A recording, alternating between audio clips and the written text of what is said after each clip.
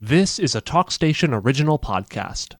Hello and welcome to the Paper Boys podcast. I'm JJ Smith. And I'm Zach Nally. And we're going to talk some high school football, which is a rarity to do it at the midpoint of the season. Yeah, we do one at the beginning. We've done one at the end. Right. But this football season in our county, it deserves more. It's different.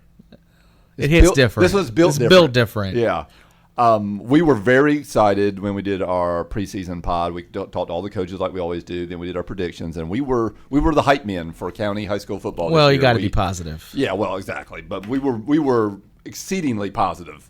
We were talking 1 loss, 2 loss. I mean, we were like a lot of W's on this. We were right to some degree. So far, Croatan and West are making us look smart, which is really hard to do. East is having some struggles. And let's start off right there. We'll start with the Mariners. And then we'll go geographically. We'll go from east to west.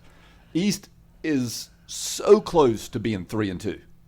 Well, because those two come against two teams that are having great years, here in the county. Right. Well, they lost to Croatan and West. Yeah, which so they should have. Sure. But so you can't fault them for those. No, those that's accepted. You kind of knew, yeah. But then they lost to Arundel Parrott Academy and they lost to Swansboro. Arundel Parrott Academy had the ball on their own 40 with a minute to go and went all the way down the field thanks to penalties mostly. I think East had 140 yards of penalties that night.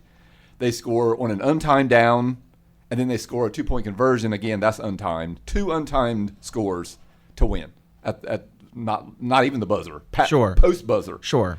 And then the next week, so they had that. That was a W. That was in the bag. The next week, they're up 14 versus Swansboro in the second half, and it goes to overtime, and they lose.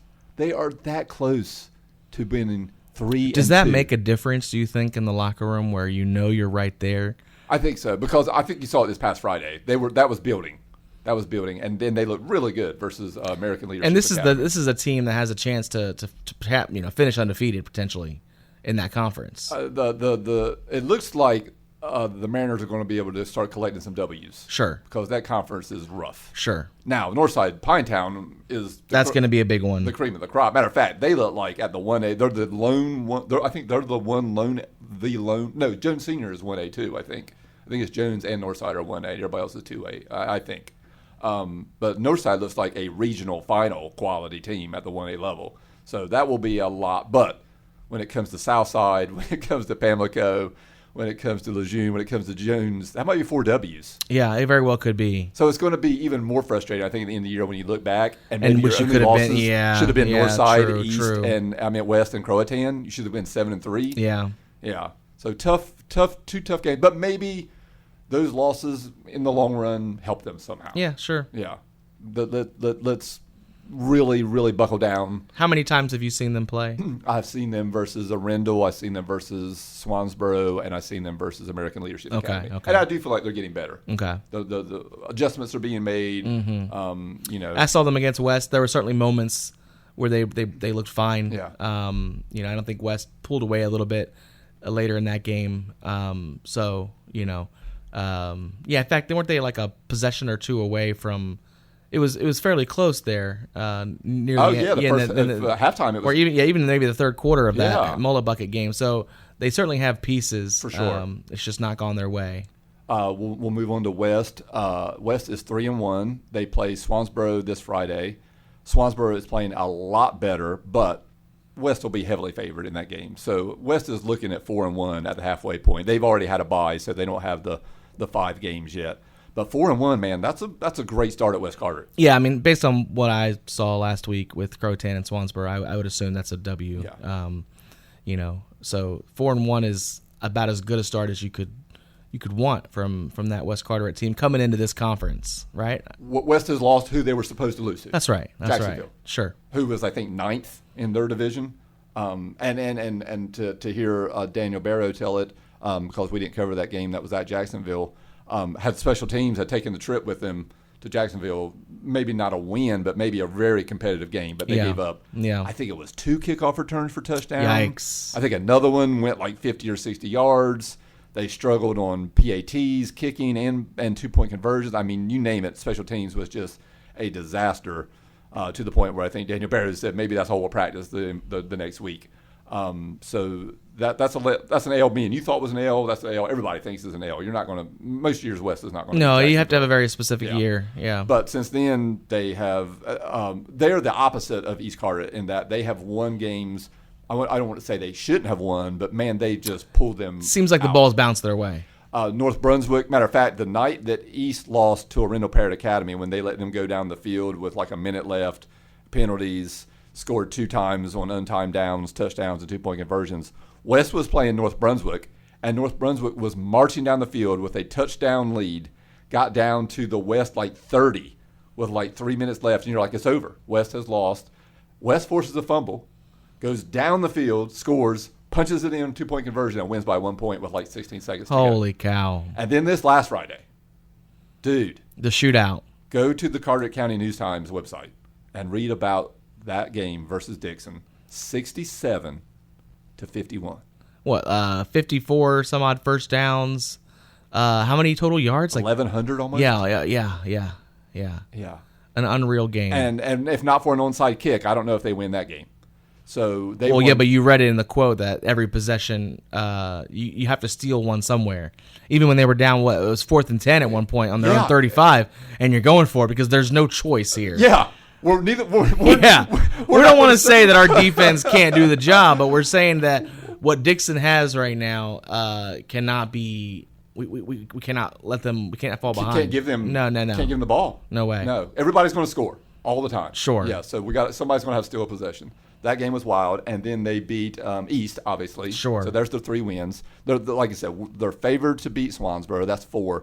To end up 4-1 at the halfway point at West, really good. There's 4 tough games in that conference. That conference is extremely interesting. You've got West and Croatan playing each other. You've got the Dixon game, which that offense is impossible to stop. And then you've got, obviously, Havelock and Northside. West has already got one of those games under their belt. They got a W. So they've got 3 of them left. Croatan's got all 4. Sure. Including Friday night, where Zachary Nally will be. I will be there at Croatan versus Havelock. I put out a TikTok because, dig me, I'm one of the cool kids now, and I'm a talker. I said, I don't know if that's the most important regular season game in the 28-year history. Have they ever beat Havelock? No. Yeah. I don't think so. If they have those. How many times have they even played? Yeah, they don't play much. Half a dozen. Is that the most important regular season game in Croatan I don't think history? so. No. Okay. No, I don't think so. You think there's another one? Yeah, I think it's the West game at the end of the year. I mean, look, I understand you're looking at it from a lens right now of 5-0 of conference champion. Yeah. And a different sort of I mean, if you win timeline. If you win that, hello.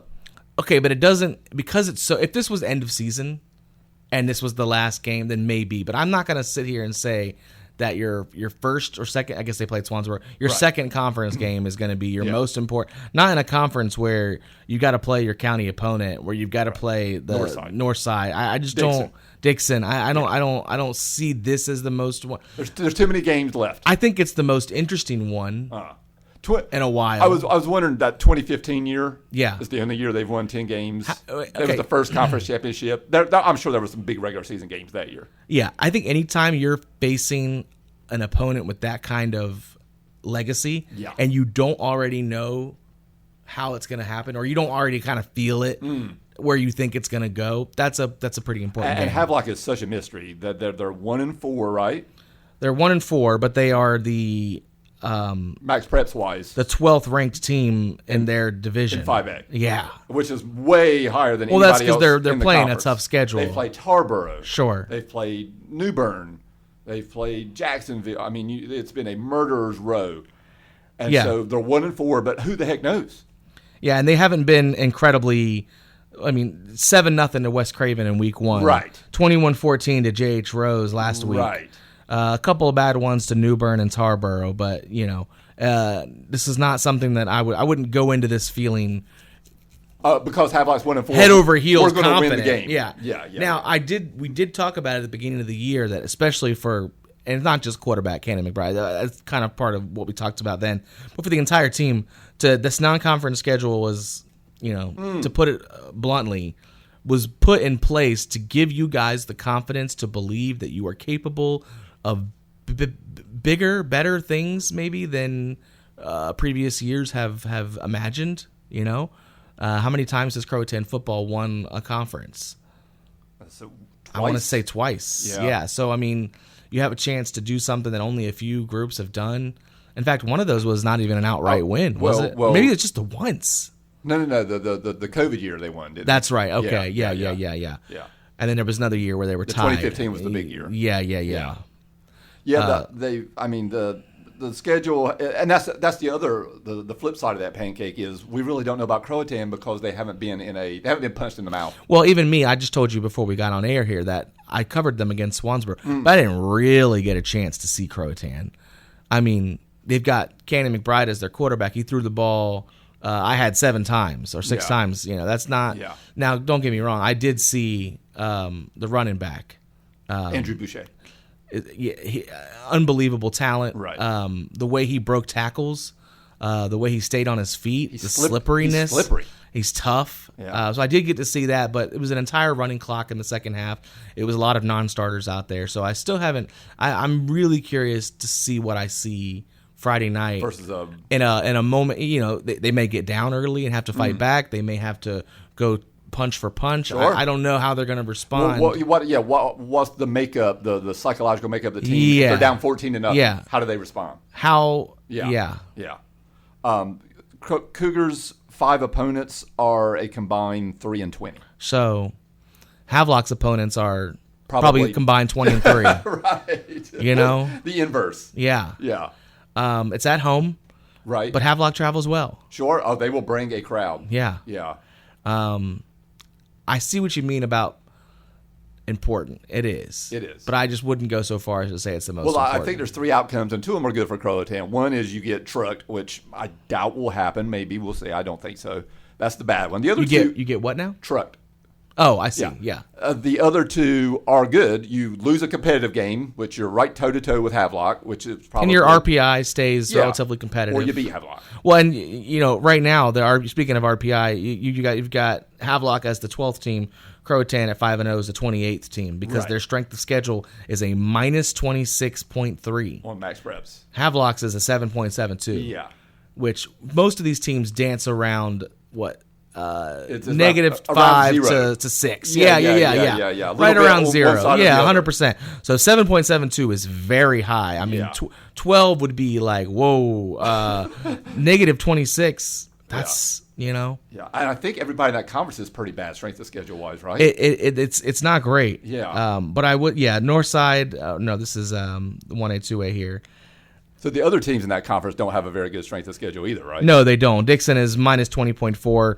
Northside is where you expect, which is minus 0.1. I mean, that's basically your 0. There you go. Swansboro, Bless, negative 24.7. Richlands, minus 5.1. So everybody's playing a pretty pedestrian. Even West is minus 9.1. Yeah. Now, you can only play who you can play. That's right.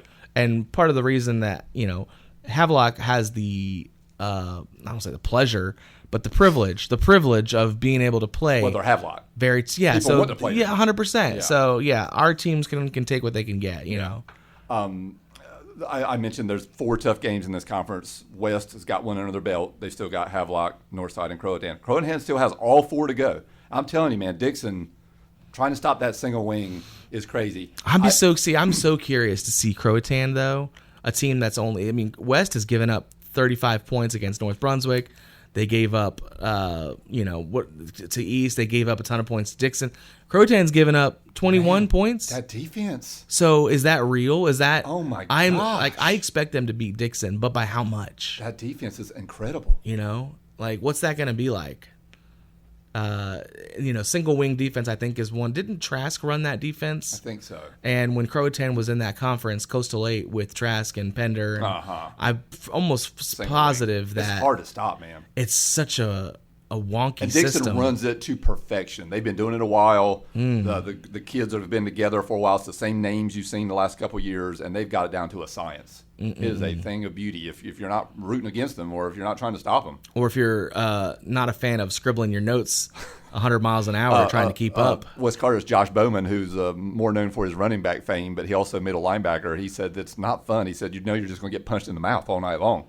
Because these offensive linemen come pulling all night long, and they've got these big athletic offensive linemen. And there's so many different ways that... Oh, my God. Yeah. You can't find the ball half the time. Yeah.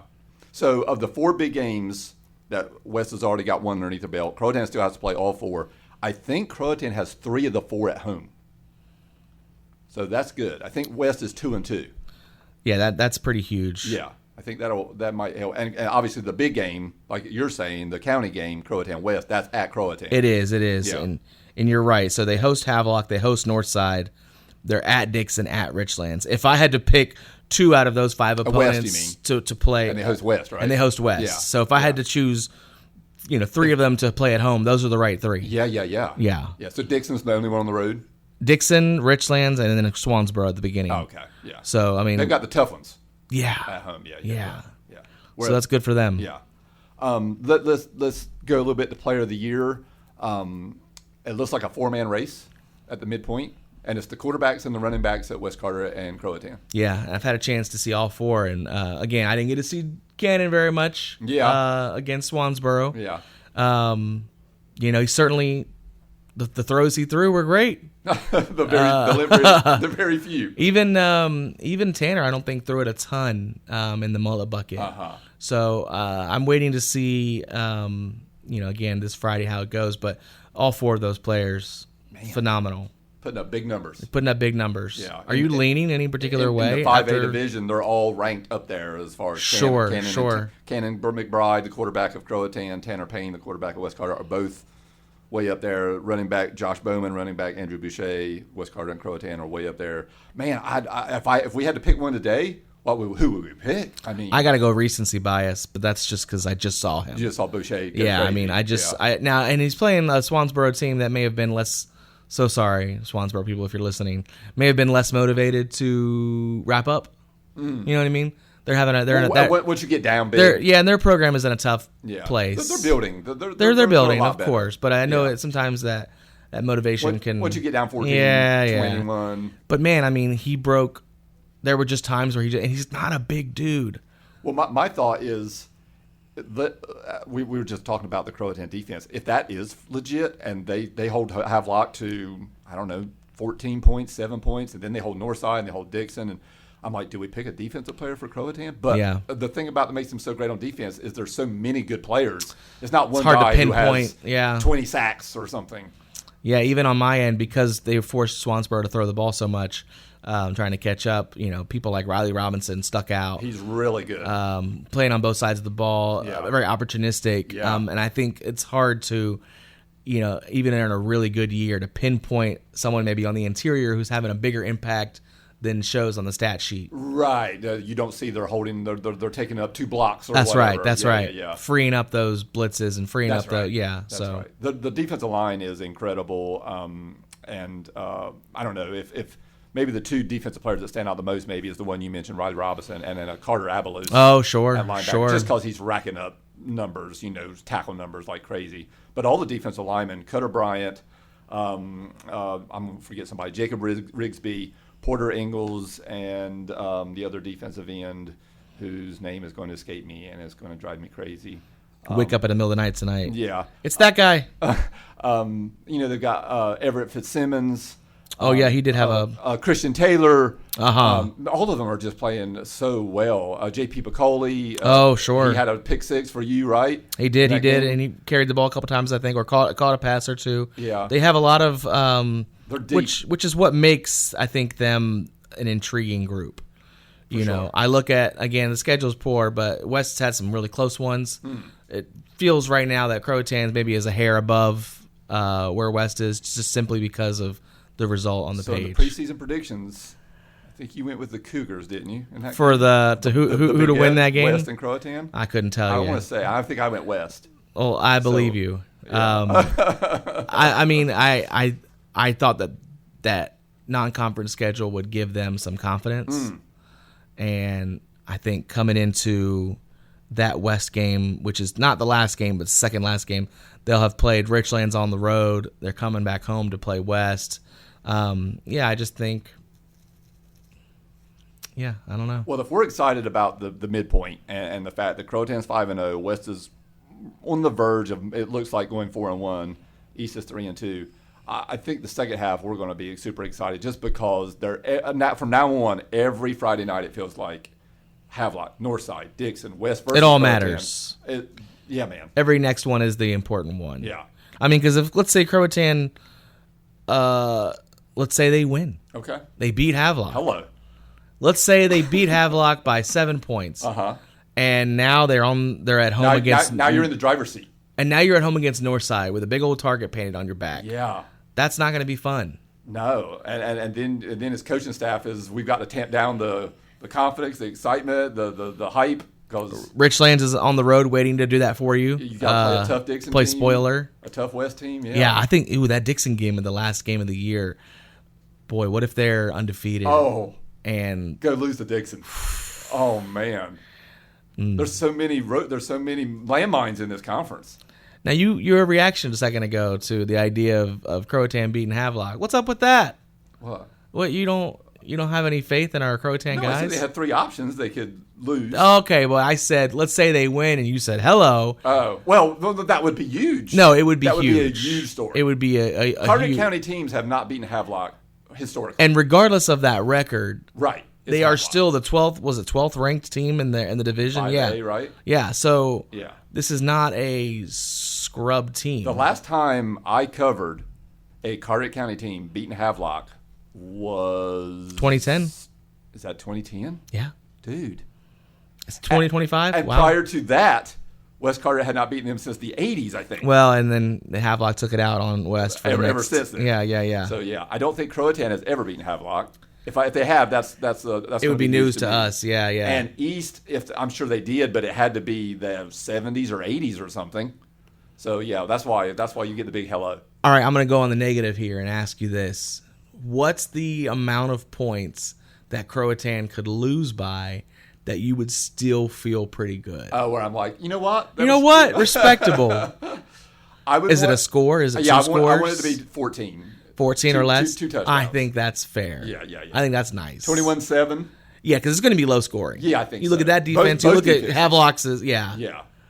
Boy, it's going to be a fun one. All right. Well, kudos to you, Mr. Nally, for getting to cover the big game this Friday night. Well, you've been so kind to share the and for all those listening who did not know that I'm out there, it's been a lot of fun to go back and get back on the sidelines, because even the last 2 years didn't get a chance to cover that much just football. Yeah, just a couple here and there. You're going to be out a lot this year. And then I reached out to you in August, and I was like, you know what? I'm just going home Friday nights and sitting on the couch, going to bed early. Why not get back out there and because it is just you in the sports department here, and there's only so much coverage that you can give. And for me, it's like slipping on an old comfy pair of shoes. Yeah. So if they see you, don't be shocked, right? Don't be shocked. Don't be shy. And we've got Marissa Cowley and Sarah Tail out there taking incredible photos. Oh my gosh, come on! The only thing I hate about it is that when it's I say our photos, it's yours, but you know what I mean. When they're in-house photos, it's just like I can't compare. I can't compare. It's just so good. Yeah. Their photos are stupendous. All right, y'all. I hope you all are as excited about the second half of the season as we are, and let's see what happens.